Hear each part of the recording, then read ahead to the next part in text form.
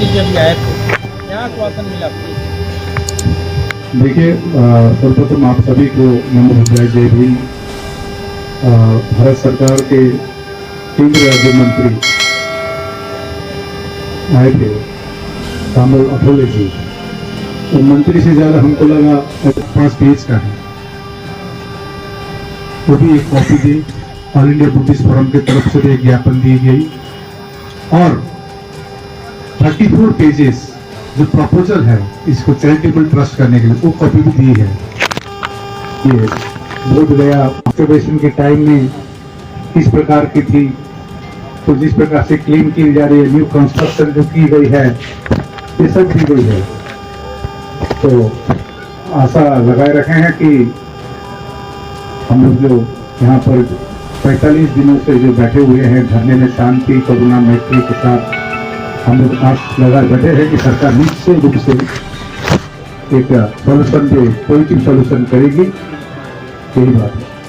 और किसी के प्रश्न हो सकते। 45 दिन हो गए, सरकार तरफ से कुछ आश्वासन मिला कि नहीं आपको?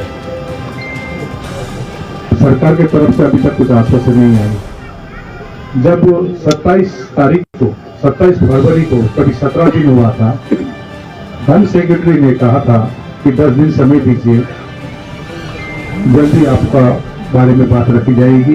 तो हमने उनको कहा था धरने हम लोग कंटिन्यू करेंगे। हम लोग खुश थे कि कम से कम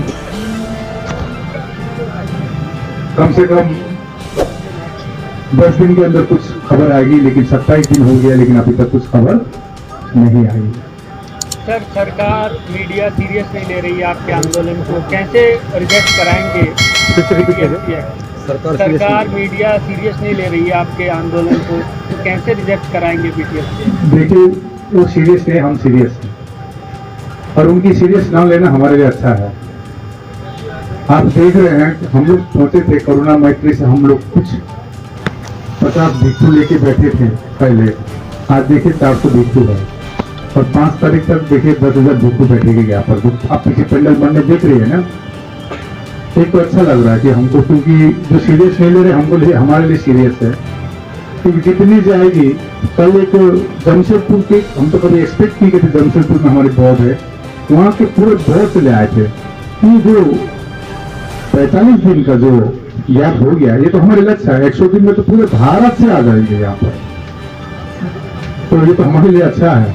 तो हम चाहते हैं, हम जैसे हम कह रहे हैं, जल्द से जल्द सरकार संज्ञान में ले, एमिकेबल सॉल्यूशन कराए, ये हम चाहते हैं।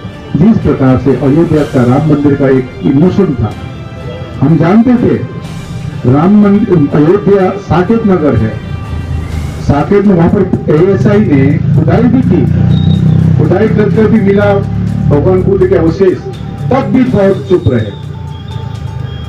इवन उसमें शायद उसमें हेल्प भी किया बौद्धों ने राम मंदिर बनाने में। तो हम महाबोधि महाविहार जो 84,000 जो स्तूप है सम्राट अशोक ने बनाया, इसमें एक लोटा बचा हुआ है महाबोधि महाविहार। इसके लिए तो हम लोग छोड़ने वाले नहीं है। बीटी एक्ट 1949 को निरस्त होना है, ये हमारी मांग है। अभी कुछ दिनों पहले ब्राह्मणों ने प्रेस कॉन्फ्रेंस की थी, वो कह रहे थे कि ये जो बोध गया मठ बोल रहे हैं वो उसे, और कह रहे हैं कि ये बौद्धों की और हिंदुओं की ताजा विरासत है। देखिए, वो कह रहे हैं, वो अपनी तरीके से कर रहे हैं, हम कह रहे हैं ये साझा विरासत नहीं है। उस समय बनी होगी 1949 में एक्ट, उस परिस्थिति अलग थी। तो अब वो अपनी बात रख रहे हैं, हम अपनी बात रख रहे हैं, तो अपनी जगह में ठीक है। तो एक्ट उनके लिए, एक परिवार के लिए फायदेमंद हो सकता है। इसमें हम हिंदू को कुछ यहाँ पर एकदम स्ट्रिक्ट इंस्ट्रक्शन है, हमारे कोई हिंदू भाइयों से प्रेम लगन है, कोई हिंदू से हमारी लड़ाई नहीं है। तो एक परिवार जो कब्जा किया बैठा हुआ है, जिसको 1949 का एक्ट फायदेमंद है, इसके बारे में हम बात कर रहे हैं, तो बात करेगा ही। तो मैं इस विषय पर मैं करुणा सिंह राहुल भंते जी को बोलता हूँ, अपनी बात रखें। 5 तारीख की बड़ी कॉल दे रहे हैं, क्या कहना चाहते हैं? जो कहने की बात है वो सिर्फ इतनी ही है, हम जिस आवाज को बुलंद कर रहे हैं 5 तारीख को सम्राट अशोक जयंती के दिन ये आवाज बुलंदी में एक उद्घोष होगी।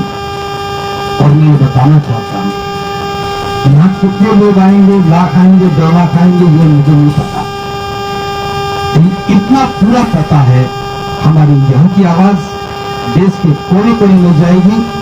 और जो लोग अभी तक इस आंदोलन के साथ खड़े नहीं हुए थे, तो 5 तारीख को इस आंदोलन के साथ खड़े होकर के इस ताकत को मजबूत बनाएंगे। और एक बात और कहना चाहता हूँ, आप पहले रामा जी से पूछ चुके हैं, जब धरने को वहां से उठाया गया, भूख हड़ताल खत्म की गई, जब हम यहाँ आए उस दिन मैं भी यहाँ था। यहाँ पंडाल नहीं था, ऊपर भी कुछ नहीं था, नीचे भी कुछ नहीं था, सिर्फ एक पल्ली बिछा करके बैठे थे। धीरे धीरे पंडाल बना, फिर पंडाल बड़ा बना। अब हर रोज पंडाल बड़ा बन रहा है। और मुझे तो लगता है जितना लंबा ये आंदोलन चलेगा, उतना ही ये पंडाल भी बड़ा होता चला जाएगा और पूरे देश में आंदोलन खड़ा हो जाएगा। अभी तक तो शुरुआत है। मैं तो महंत जी से भी कहना चाहूंगा,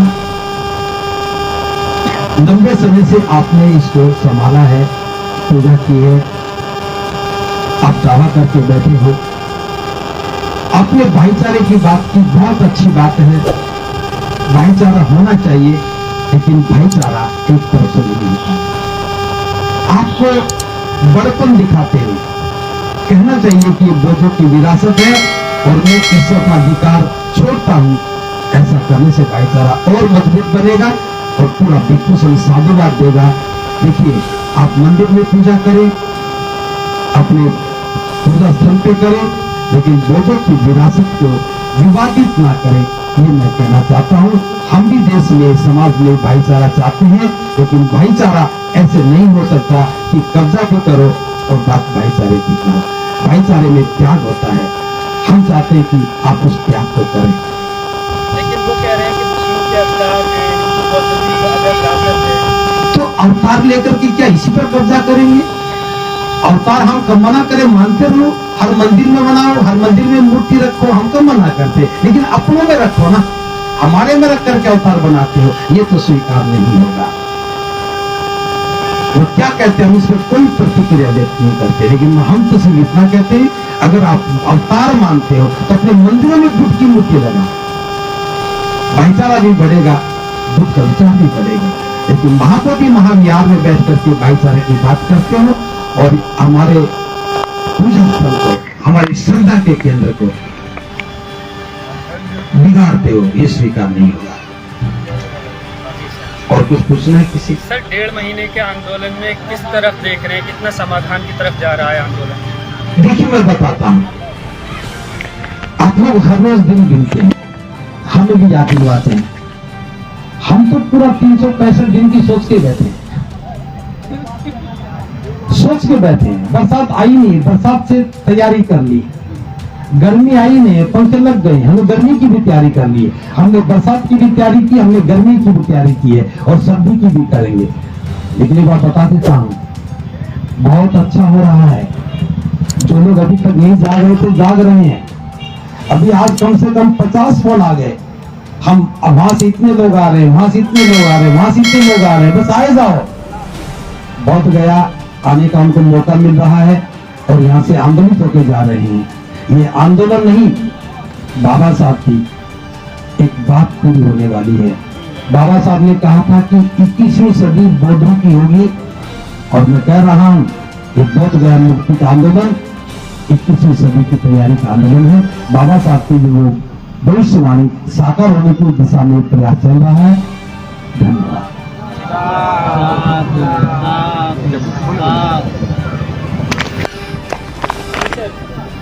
किसी को कुछ पूछना है?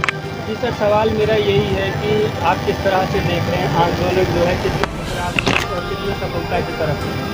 देखिए, आज एक मंत्री महोदय जो आए हैं, ये कई बार बुद्ध गया के मूवमेंट में, मतलब बुद्ध जयंती के अवसर पर 2 बार 3 बार तो आई है पिछले सालों में, 2003 के बाद से। आज आए इस धरना स्थल पे समर्थन देने के लिए। तो तमाम भंते लोग जो जुड़ रहे हैं, अलग अलग राज्यों से आ रहे हैं। पहले ये आंदोलन जो चला था उस समय में हिमालयन बौद्धों की भागीदारी नहीं थी। अब ये खुशी की बात है कि तमाम पूरा हिमालयन बेल्ट के बौद्ध जो है यहाँ धरना स्थल पर आ चुके हैं और देश विदेशों में चर्चा चली गई है कि एक काला कानून भी है। वो काला कानून इतना काला है कि गया जिले का जिलाधिकारी कोई मुसलमान नहीं बन सकता, इतना काला है कि कोई ईसाई नहीं बन सकता, इतना काला है कि कोई जैन नहीं बन सकता, पारसी नहीं बन सकता। और भारत में लोकतंत्र है और वहां पर लिखा हुआ है लोकतंत्र है, उसमें जन्म के आधार पर, लिंग के आधार पर किसी के साथ भेदभाव नहीं किया जाएगा। इतना बड़ा भेदभाव कि जो गया जिले का जिलाधिकारी का IAS होना पर्याप्त नहीं है, उसको हिंदू होना पर्याप्त है। इसका मतलब कितना बड़ा अन्याय है बौद्धों के ऊपर में कि बौद्ध व्यक्ति भी यहाँ का जिलाधिकारी नहीं बन सकता। ये बहुत काला इतना विनाशकारी है, इतना हिंसक और इतना क्रूर है। 75 सालों से हमने अपमान झेला है, बौद्धों ने इतना अपमान झेला है 75 साल। एक पीढ़ी चली गई हमारी अपमान झेलते झेलते। अब हम लोग चुप बैठने वाले नहीं है। और भंते जी ने बताया कि ये 365 दिन की हमने तैयारी करके बैठे हैं। जब तक के काला कानून खत्म नहीं होगा, माने जिस प्रकार से एक 75 साल से सड़ी हुई लाश धो रहे हैं और सड़ी हुई लाश बदबू दे रही है और गया जिले में इतना बड़ा अपमान हो रहा है कि दूसरे माने माइनॉरिटीज के साथ में भेदभाव हो रहा है। और ये क्या दिखाई नहीं दे रहा है प्रधानमंत्री को, राष्ट्रपति को? जो देश को चलाने वाले लोग हैं क्या अंधे हैं, लूले हैं, बहरे हैं, लंगड़े हैं? ये अपमान वाला, जिल्लत वाला कानून जो है वो मानवता के साथ खिलवाड़ है। और इस कानून को नष्ट माने उसका अर्थी निकाल करके उसका अंतिम संस्कार होना जरूरी है। जब तक अंतिम संस्कार नहीं होगा तब तक के भारत में लोकतंत्र है कहना मुश्किल है। तो मैं आज आप लोगों के सामने बात रख रहा हूँ कि जितने आर्टिकल 13 की बात करते हैं, आर्टिकल 25 की बात करते हैं, आर्टिकल 26 की बात करते हैं, कहाँ ये आर्टिकल हमारे लिए है? बौद्धों के लिए कहाँ, उसमें कहाँ दिखाई दे रहा है? तो ये अपमान वाली बातें समाप्त होनी चाहिए और उसी के लिए हमारा धरना बैठा हुआ है। महाबोधि महाविहार मिले ना मिले, लेकिन ये काला कानून खत्म होना चाहिए जो मानवता पर कलंक है।